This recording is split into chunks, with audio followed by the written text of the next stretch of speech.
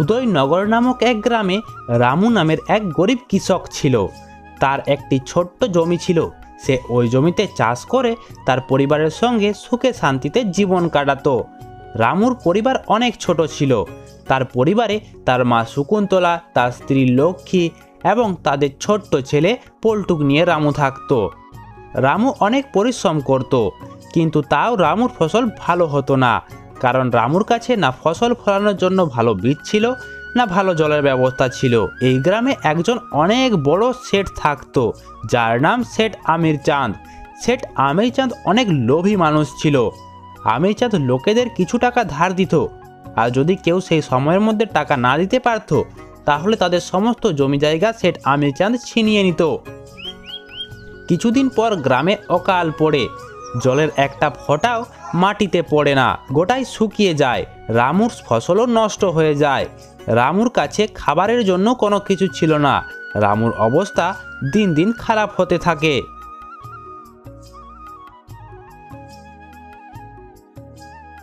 আরে ভাই, এবছর তো অনেক বড় সমস্যা হয়ে গেছে।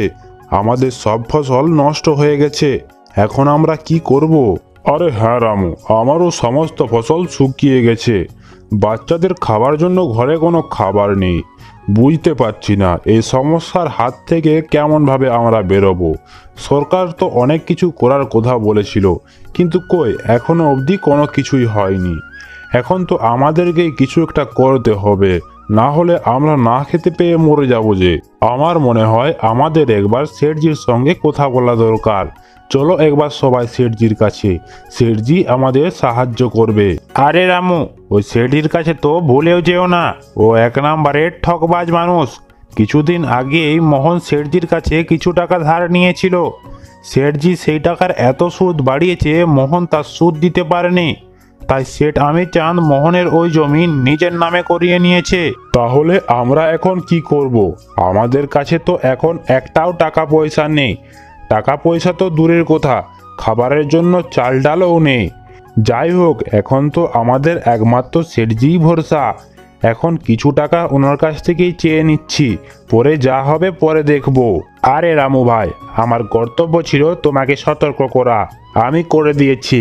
এখন তুমি যাই করবে সেটা তোমার ইচ্ছা। আমার মনে হয় আমাদের সবাই মিলে একসঙ্গে গ্রামের প্রধানজির কাছে যাওয়া দরকার। প্রধানজি আমাদের সাহায্য করতে পারবে।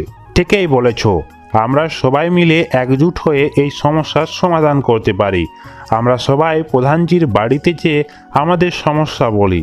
প্রধানজি যদি আমাদের কোনো সাহায্য করতে পারে। ঠিক আছে, তাহলে কাল সকালে আমরা সবাই মিলে প্রধানজির বাড়িতে যাব। এই বলেই সবাই নিজের নিজের বাড়িতে চলে যায়।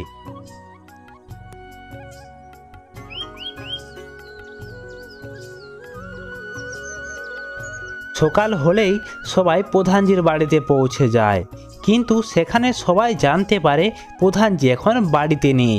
কিছু কাজের জন্য প্রধানজি শহরে গেছে। 1 মাস পর সে গ্রামে ফিরবে। একথা শুনে সবাই নিরাশ হয়ে নিজের নিজের বাড়ি ফিরতে থাকে।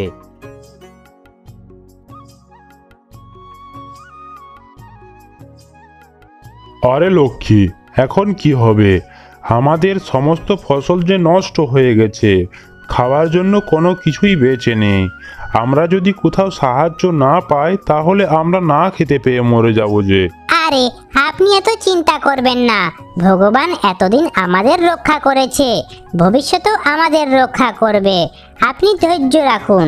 আরে লক্ষ্মী, আমি শেঠ আমির চাঁদের কাছ থেকে কিছু টাকা ধার নেওয়ার কথা ভেবেছি। শেঠ আমির চাঁদে আমাদের সাহায্য করতে পারে, কিন্তু শেঠ আমির চাঁদ অনেক লোভী মানুষ। হ্যাঁ, শেঠ আমির চাঁদ তো অনেক লোভী মানুষ, কিন্তু এখন আমাদের এমন অবস্থা, আমাদের কিছু না কিছু একটা করতেই হবে। আপনি একবার শেঠজির সঙ্গে কথাটা তো বলে নিন, যদি কোনো রাস্তা বেরিয়ে আসে। ঠিক আছে লক্ষ্মী, আমি কাল সকালে শেঠজির কাছে যাব। ব্যাস, শেঠজি আমাদের যেমন কিছু টাকা ধার দিয়ে দেয়। শেষমেশ রামু খিদের হাত থেকে বাঁচার জন্য আমির চাঁদের কাছ থেকে টাকা ধার করার সিদ্ধান্ত নিয়ে নেয়।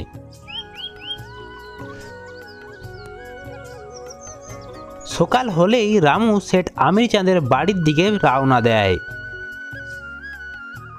আরে এসো এসো রামু, তুমি কেমন আছো? আমি শুনেছি তোমার ফসল নাকি পুরোপুরি নষ্ট হয়ে গেছে। আরে হ্যাঁ সেঠজি, আমার ফসল এবছর পুরোপুরি নষ্ট হয়ে গেছে। আমার কাছে খাবার জন্য কোনো কিছুই বেঁচে নেই, তাই আমি ভাবলাম আপনার কাছে কিছু সাহায্য চেয়ে নিই। আরে রামু, আমি তো তোমাকে সাহায্য অবশ্যই করব, কিন্তু সাহায্যের বদলে আমার তোমার কাছে কিছু লাগবে। তোমার কাছে দেওয়ার জন্য কিছু আছে তো? আরে সেঠজি, আপনাকে দেওয়ার মতো আমার কাছে এখন কিছুই নেই, কিন্তু আমি আপনাকে কথা দিচ্ছি, আমার ফসল যখনই কাটাই হবে আমি আপনাকে সুদ সমেত সমস্ত টাকা ফিরিয়ে দিব। আরে ভাই রামু, আমি তোমাকে তখনই লোন দেবো যখন তুমি তোমার কোনো মূল্যবান জিনিস এখানে বন্ধক রাখবে। তোমার কাছে তো তোমার জমিটা আছেই, ওটাই তুমি এখানে বন্ধক রাখতে পারো, তার বদলে তুমি টাকা নাও। ঠিক আছে সেঠজি, আপনি আমার ওই জমি বন্ধক নিয়ে নিন। আমি যতদিন না আপনাকে আপনার টাকা ফিরিয়ে দিতে পারছি ততদিন আমার জমি আপনার কাছেই বন্ধক থাকবে। ঠিক আছে রামু, আজ থেকে তোমার ওই জমি আমার কাছে বন্ধক রইল।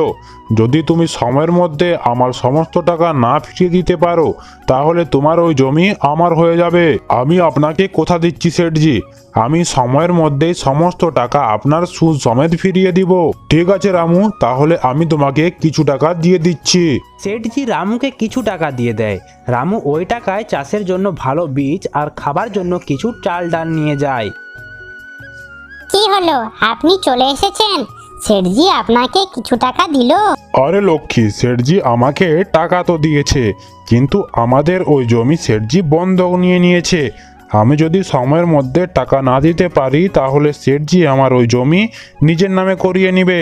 আরে আপনি চিন্তা করবেন না, এবার আমরা অনেক পরিশ্রম করব আর আমাদের ওই জমিতে অনেক ভালো ফসল ফলাবো।